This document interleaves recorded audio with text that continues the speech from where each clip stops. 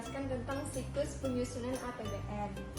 Yang pertama-tama, apa sih yang dimaksud APBN? APBN adalah anggaran pendapatan belanja negara. Jadi di sini kami menyediakan skema yang lebih detail. Kita ambil contoh APBN tahun 2020.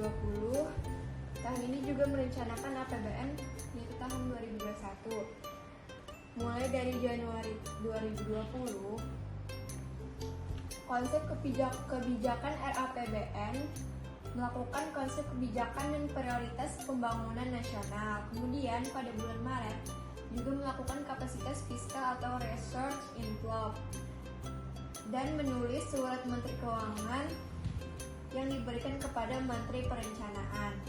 Dan pada bulan Maret itu juga melakukan pagu indikatif. Apa sih yang dimaksud pagu indikatif? Pagu indikatif adalah ancar-ancar pagu anggaran yang diberikan kepada kementerian atau lembaga sebagai pedoman dalam penyusunan rencana kerja. Kemudian menulis surat bersama yang dilakukan pada bulan Maret itu juga. Kemudian pada pertengahan bulan Mei melakukan PPKF atau pokok-pokok kebijakan fiskal. Kemudian dilanjutkan pada bulan Agustus, yaitu RAPBN, Rencana Anggaran Pendapatan Belanja Negara. Di situ juga ada RUU, yaitu Rancangan Undang-Undang dan NK Norma Keuangan. Kemudian pada akhir Oktober barulah pembentuk APBN, yaitu Anggaran Pendapatan Belanja Negara bersama Undang-Undang. Atas persetujuan DPR dan Badan Anggaran, ada rincian alokasi anggaran belanja berdasarkan keputusan Presiden. Kemudian dilanjut pada bulan Desember ada DIPA. Apa sih yang dimaksud DIPA? DIPA adalah daftar isian pelaksanaan anggaran kementerian atau lembaga dan non-kementerian atau lembaga, dan jadilah DIPA tersebut. Kemudian jadilah pelaksanaan anggaran di mana presiden itu memegang penuh kuasa atas APBN tersebut dan harus tahu segala rincian mengenai daftar akuntansi dan segalanya tentang APBN yang akan dia pertanggungjawabkan di APBN tahun depan pada 1 Januari tersebut.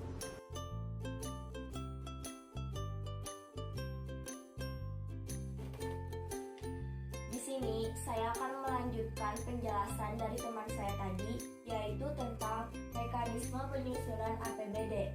Sebelum saya menjelaskan lebih lanjut tentang mekanisme penyusunan APBD, saya akan menjelaskan terlebih dahulu apa itu APBD.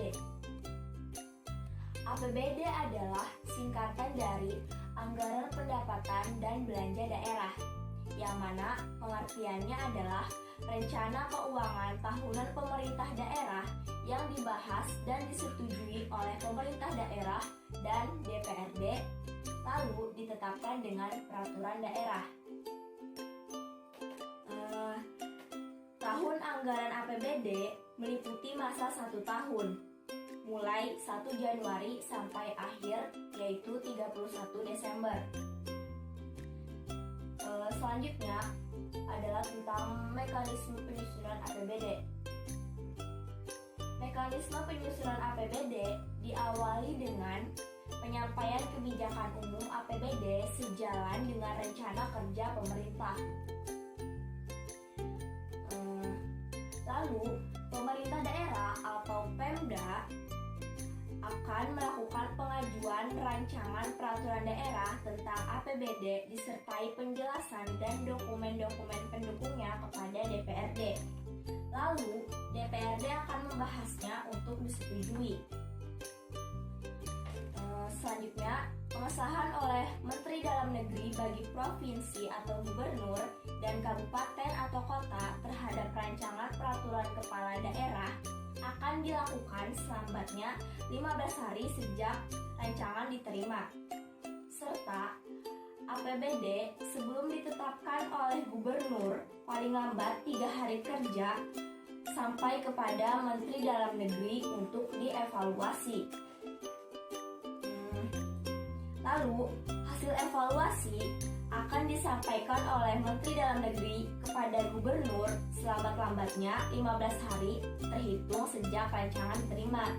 Nah, terakhir, setelah APBD ditetapkan dengan peraturan daerah, maka pelaksanaannya dituangkan lebih lanjut dengan keputusan gubernur, bupati, atau wali kota. Sekian penjelasan tentang mekanisme penyusunan APBD dari saya. Apabila ada kesalahan kata-kata, mohon maaf. Wassalamualaikum warahmatullahi wabarakatuh.